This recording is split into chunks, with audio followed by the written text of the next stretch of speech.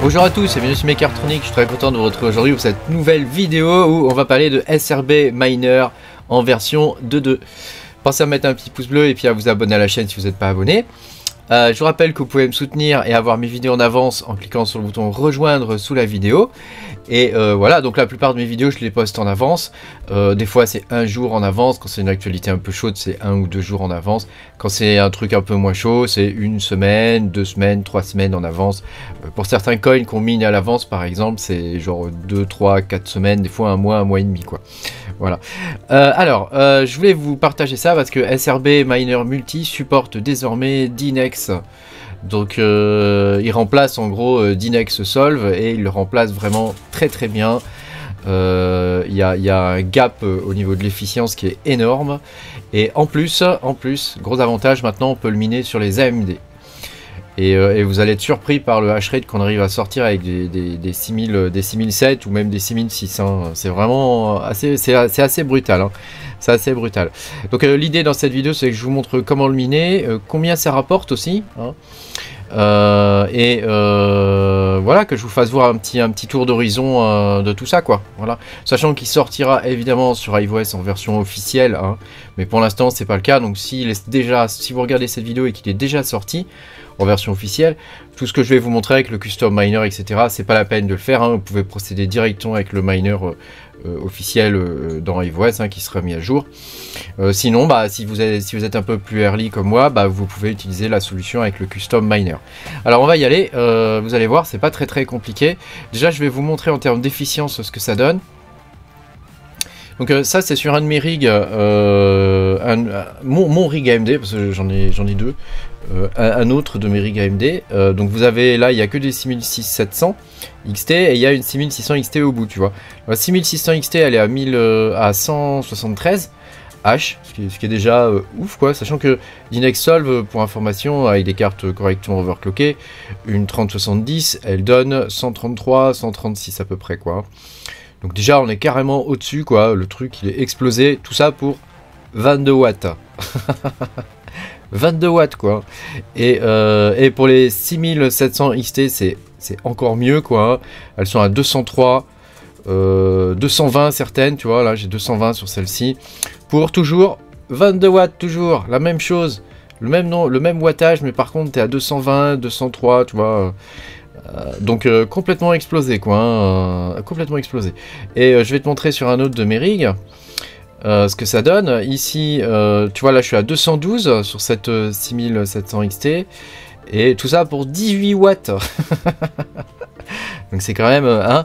Alors ma 1080, parce que je continue d'utiliser ma 1080, bah ouais je l'aime bien, hein. C'était ma première grosse carte graphique que j'ai eu l'occasion de m'acheter. Hein. Elle consomme 73 watts pour 241. Donc là on est vachement moins bon quand même en termes d'efficience. Hein.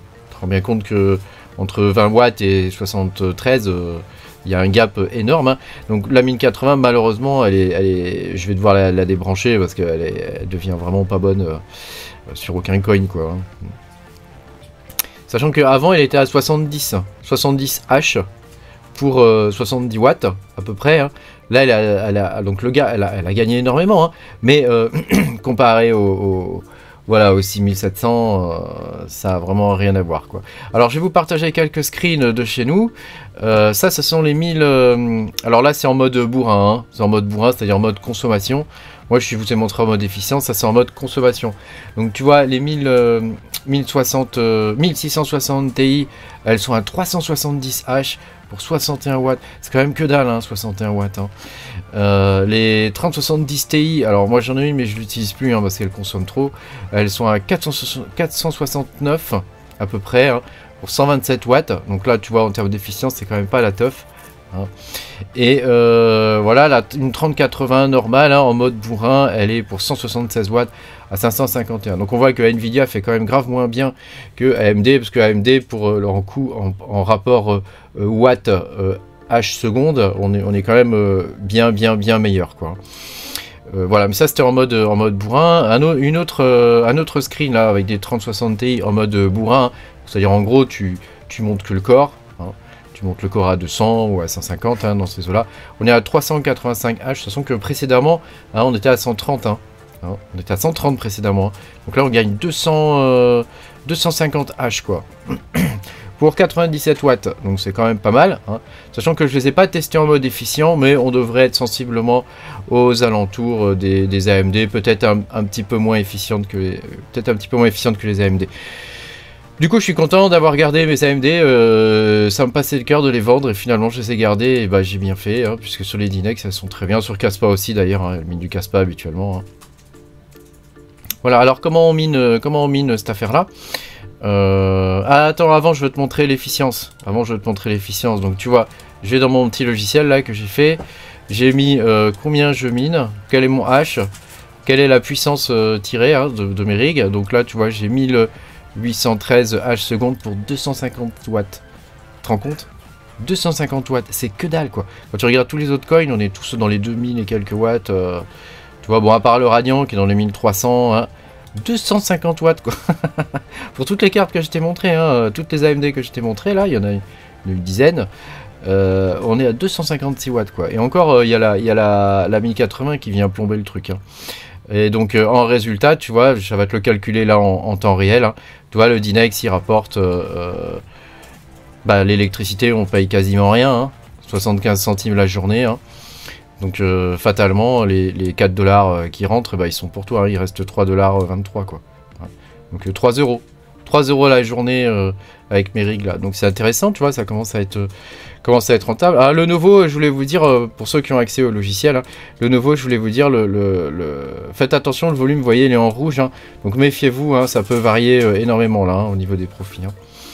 Voilà, donc comme tu peux le voir, c'est actuellement le coin le plus rentable. Donc là, il y a un coup à faire, hein, parce que le temps que tout le monde arrive et utilise SRB, si toi tu l'utilises avant tout le monde, ça peut être intéressant. Hein, sachant que ça marche sur AMD et sur Nvidia, hein, comme tu peux le voir ici. Voilà, alors la flight sheet, comment ça se passe? C'est très facile. Hein. Donc là, je vais te montrer. Tu vois, donc ignore la partie XDAG. Hein. Tu configures le coin, Dynex ici. Normalement, tu dois déjà avoir un wallet hein, web. Hein. Sinon, je te renvoie à ma première vidéo. Hein. Ici, tu configures la pool, tu fais configure une miner. Et ici, tu choisis custom. Hein. Ensuite, tu vas dans setup miner config. Là, il te faut le lien du custom. Donc, pour ça, c'est facile. Tu vas sur le... Je te mettrai le lien là dans la description. Hein. Tu vas sur SRB, la release hein, de SRB. Tu descends et il y a un lien ici. Tu vois, c'est celui-là. Tu le copies. Hein, tu le copies, tu le colles et c'est tout. Hein, voilà. Ici tu mets wallet.workername. Hein, tu peux mettre en pause la vidéo si tu veux recopier. Ici tu mets ta pool. Hein, et là voilà les arguments. Donc là je te copierai tout ça. Hein, mais grosso modo on désactive le CPU. On dit que l'algorithme c'est Dynex. On définit les endpoints. Sachant que comme tu peux le voir désormais on peut en avoir deux. Deux ou plus, hein, au cas où il y en a un qui marche pas, il va aller le chercher sur l'autre, donc ça c'est quand même vachement bien par rapport au miner original.